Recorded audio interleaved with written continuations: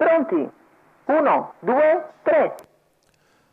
Buona la prima, con veloce dal largo Bimbo di Mille che cerca di scavalcare Borea Gall, mentre si è avviato abbastanza bene anche Zeus Mark che prova a puntare in avanti. In quarta posizione Asia LL Numero che precede 6, Ulisse Biscuit 3B. del Nord, C'è stata la rottura da parte di Biscuit del Nord tra i penalizzati. Zarbon del Sile si è mosso in anticipo su Zemellino e Vischiolza all'estrema retroguardia Rossano. 15,6 per i primi 200 metri di corsa e Bimbo di Mille per il momento replica Zeus Mark, il quale insiste con decisione al largo ma non riesce a passare. Va a fare così la seconda pariglia esterna Zarbon del Sile che si porta in scia Vischiolza. Sbaglia Zeus Mark e così rimane al comando Bimbo di Mille dopo 600 metri di corsa passati in 45,7.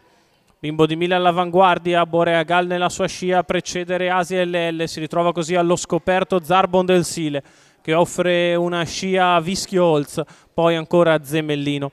1 minuto e 9 decimi i primi 800 metri di corsa, abbastanza svelti per il battistrada Bimbo di Mille che si porta verso il chilometro affrontando la curva di sinistra, ancora in netta evidenza. La piegata se ne va in 16,1.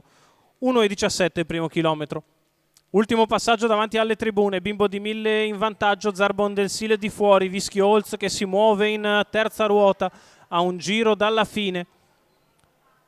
14,9 davanti alle tribune il parziale, con Zarbon del Sile che è costretto da Vischiolz ad accelerare i tempi, ad attaccare Bimbo di Mille.